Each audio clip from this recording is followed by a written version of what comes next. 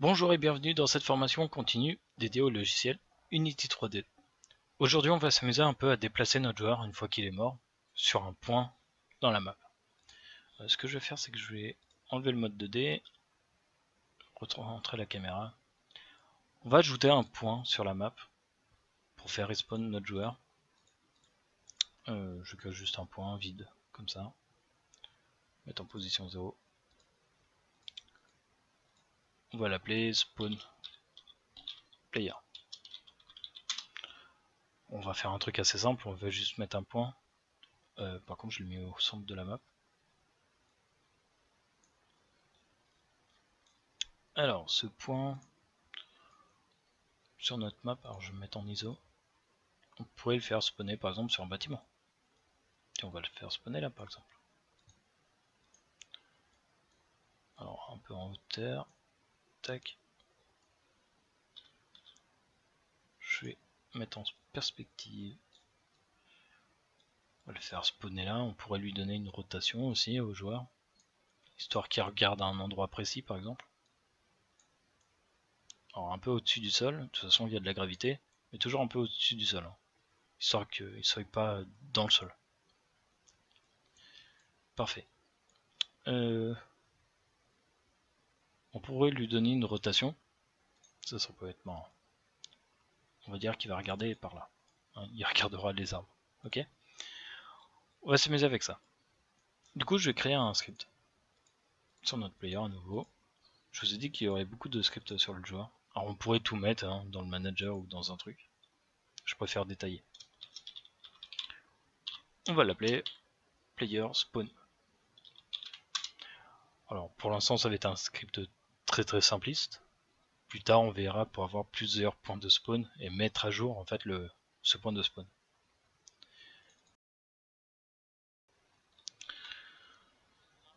Pour faire un point de spawn c'est simple, on va prendre notre joueur, le script est dessus et on va le déplacer. Quand est-ce qu'on va faire notre point de spawn, ça va être un peu plus compliqué. Alors là il y a la stamina. Par exemple quand le joueur meurt, ici, on pourrait demander ce que le joueur respawn.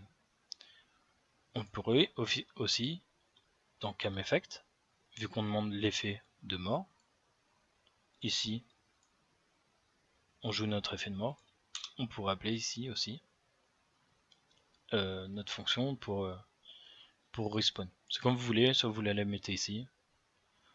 C'est un peu plus chiant parce que là, il faut appeler le joueur, tout ça.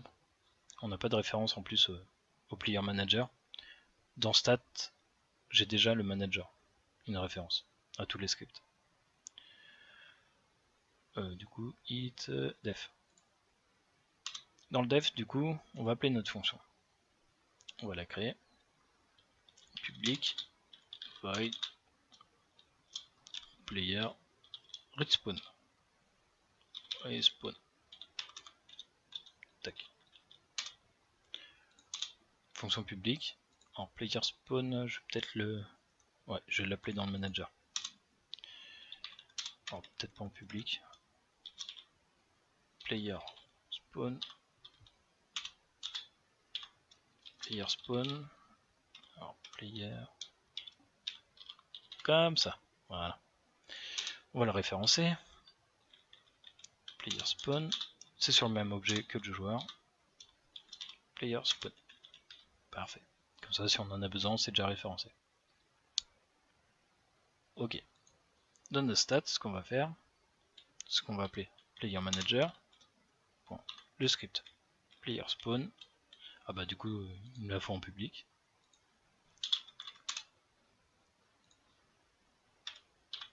Player spawn et la fonction player respawn. Paf. Là c'est pareil, notre effet, il a un temps donné, à peu près. Alors on va aller voir, global, parce que je veux pas spawner dès qu'il meurt. Va falloir attendre, on va faire une pause. Ah d'accord, ça compile. Je me demandais pourquoi j'arrivais pas à appuyer. Def, l'animation de def. À peu près ici il y a une seconde. On va attendre une seconde, paf, on va spawner. Pour ceux qui connaissent aussi, il y a des events ici. On peut ajouter des events pendant l'animation, où on veut, et appeler des fonctions. Alors le problème des animations, c'est que ça marche pas. J'ai tenté, en fait ça fait des bugs, enfin ça marche pas forcément. Ça marche bien sur quand on fait dans l'animateur directement. Mais là je sais pas pourquoi, soit c'est moi qui appelle mal mes fonctions, bref. Un peu bizarre pour animation avec ce component là. Ok, à peu près une seconde faudra attendre. Du coup, vu qu'on sait qu'il faut attendre, on aura forcément un IE enumerator. Timer to respawn. On va faire notre yield directement, yield return. Oh, c'est chiant, ça écrit pas automatiquement. Return new. Wait for a second. On commence à avoir l'habitude. Et là on sait que c'est une seconde. Bon, je vais la mettre directement ici, une float. Je pourrais mettre une variable publique, le temps de respawn. C'est pas grave. On va appeler notre start coroutine. Ici, timer to respawn. Au moment que je meurs, au moment T où j'appelle la fonction, là je meurs. Donc faudrait désactiver les scripts pour pouvoir que le joueur arrête de bouger en fait. On pourrait faire ça directement ici, une fonction publique qui désactive automatiquement, on en aura besoin plus tard dans le jeu. Je crée une fonction publique void player enable. On va demander un booléen pour activer ou non. Active par exemple. On veut dire quoi? On va désactiver quelques scripts. Player controller. Bon, on peut toujours le désactiver, mais bon, c'est les inputs qui gèrent les mouvements dans l'update. Du coup, ça se mettra à jour tout le temps, même si le script est désactivé. Player cam, c'est pareil. En fait, ici, directement, c'est les inputs qu'il faudrait bloquer. Je crée un petit booléen, ici. Booléen. Player move. Est-ce que le joueur peut bouger? Alors, can move par exemple. Est-ce que le joueur peut bouger ou pas? On va juste bloquer ces inputs. On va demander aux inputs de faire l'update quand player can move est à true. D'ailleurs, par défaut, ça serait bien de mettre à true, qu'on puisse bouger au début du jeu. Ok, ici on va avoir une script qui va activer ou non notre booléen. Donc player can move est égal à active. Je pense que c'est la manière la plus simple. Il y a peut-être d'autres manières. On verra plus tard si ça nous crée des bugs. Peut-être désactiver directement les components, les scripts. On verra les problèmes que ça engendre. Ici on fait une pause. Ce que je veux, c'est bloquer notre joueur. Ce qui serait bien, c'est d'avoir une référence au manager, encore une fois. Player manager. On va l'appeler PM. Void awake. PM est égal à getComponent. Player manager. Ok. Pour aller chercher directement notre fonction. Donc, PM. Hop, je me suis trompé. PM. La fonction player enable. On va activer active est égal à false. On va désactiver notre joueur. On lance le timer. On attend un peu le fondu bien noir de notre animation. Ici, on déplace notre joueur. Et après, on réactive les scripts. pm.playerEnable est égal à true. Transform. .position sera égal à quoi? Player spawn. D'ailleurs, player spawn, je mets où? Je le mets sur le joueur ou sur le point de spawn? player spawn, non, je vais le mettre directement sur le joueur. Je vais aller chercher ici ce GameObject. Je copie son nom, transforme, je crée une variable, spawn player. On va aller le chercher dans le wake. Spawn player est égal à GameObject.find. On va aller chercher son nom, spawn player. Et on veut son transform. Ok. Le joueur, transform par position, est égal à spawn player. Point position. Modifier aussi sa rotation. Alors, vaut mieux éviter de jouer avec la rotation du player directement. Je vais vous montrer pourquoi, je vais le faire ici. Je vais vous montrer ce que ça pourrait engendrer comme problème. Ok, il est mort, il est respawn. Ce qui serait bien, ça serait de remettre aussi la vie du joueur à 100%. Du coup, on va dire que pem. Alors, player stat current health est égal à max health. On pourrait mettre 100 directement, mais on a déjà une variable. Ah non, on n'a pas de variable. Je suis en train de me demander. Current health était... Non, on n'a pas de variable 100%. On va créer une variable publique. Float max. Ouais, j'appuie sur quoi? Tab. Max health est égal à 100%. Imaginons qu'on fait un jeu où on peut avoir un peu plus de vie. Au moins, on pourra le faire. Current. Alors, max health. On met la vie à 100% et il faut refresh aussi l'image. Hein. Global. Point. Alors ça va être cause player. Refresh test health. Voilà. Et il nous faut current health.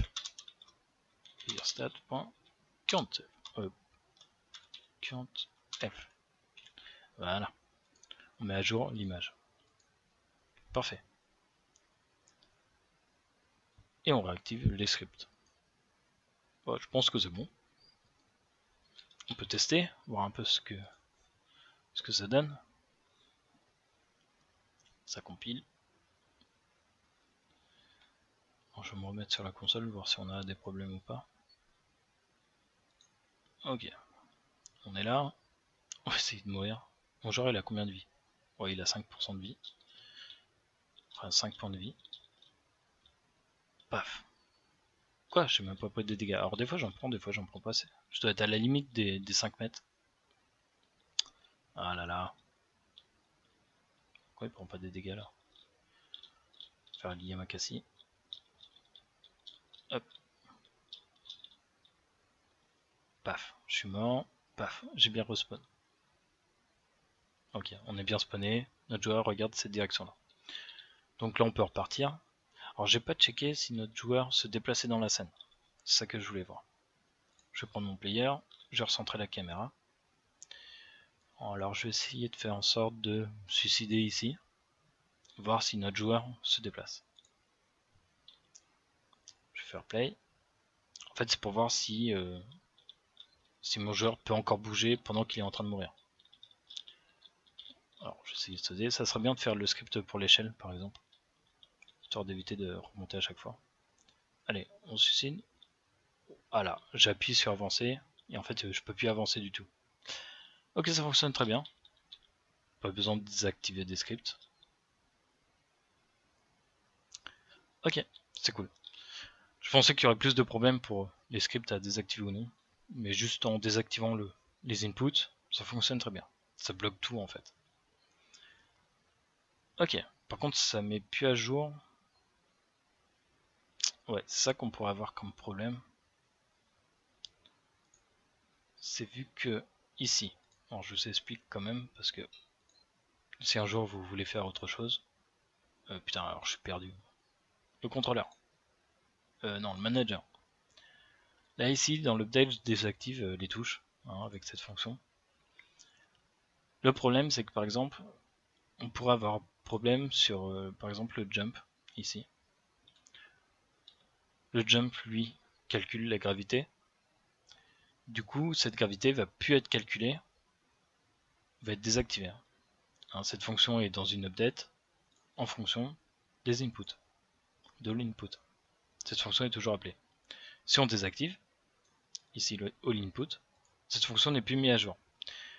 Ça veut dire que si notre point de spawn est par exemple, bon là il est à côté du sol, c'est pas très important, on voit pas trop l'impact, mais si notre point de spawn est par exemple, je sais pas, en l'air, je sais pas, dans les nuages, ben faudra attendre que le script se remette à jour, le timer, et hop, après on va réavoir la gravité.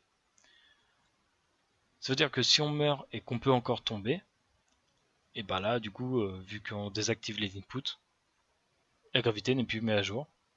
Dès qu'on meurt, en fait, le joueur sera bloqué dans les airs, par exemple, jusqu'à temps que ça se remette.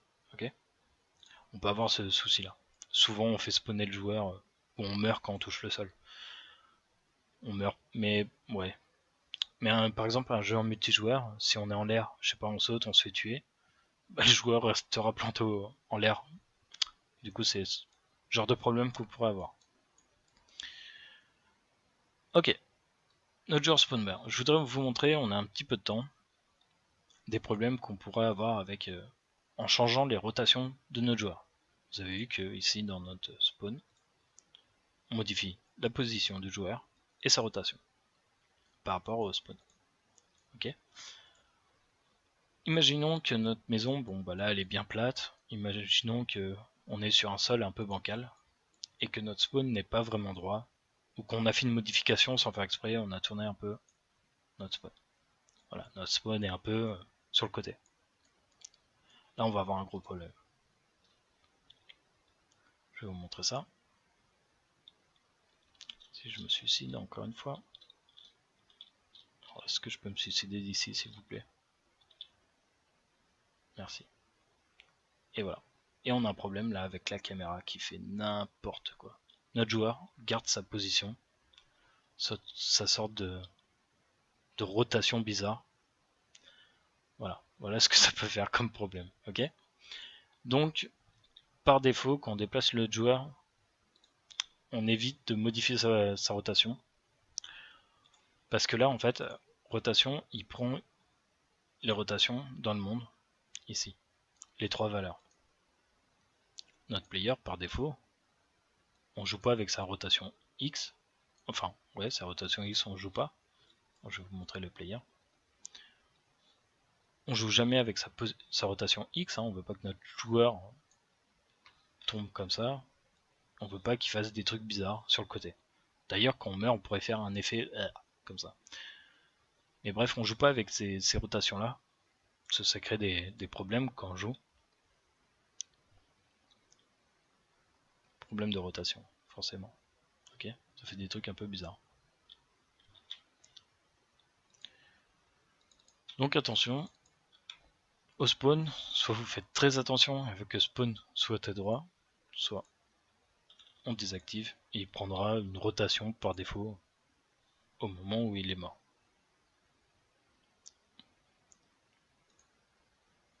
Alors je vais revenir sur mon player, sur mon spawn. Ici il n'est pas droit, mais de toute façon là j'ai désactivé la rotation. Du coup on prend juste la position du point et le joueur garde sa position actuelle, sa rotation actuelle. Ok, je vais essayer de me suicider. Oh, je n'ai même pas réussi. Hop. Paf. Et là on n'a pas ce problème de caméra. Ok, attention hein, aux rotations du joueur. Parce que là ça va, c'est juste un point dans le monde. On sait comment il est orienté. Mais imaginons que ce point soit en fond d'un autre objet, par exemple, je sais pas, de map, un truc comme ça. Ces rotations pourraient être à 0, et par exemple, map pourrait avoir lui une rotation, je sais pas, ça bug un peu, ça rame, genre de 0,9 sur l'axe Y. Mon spawn il est où? Mon spawn par contre, par rapport à son parent, il est en 0,0, en local, pas dans le monde. Ok, donc faites attention à ça. Je vais remettre mon spawn, CTRL Z, ici, et je vais le mettre à 0. Ok, alors faites attention, position locale et globale dans la scène. Je pensais avoir beaucoup plus de problèmes sur ce petit script de spawn, surtout avec le timer. Du coup, je vous dis à la prochaine, j'espère que ça vous a plu. Amusez-vous bien sur Unity. Ciao tout le monde.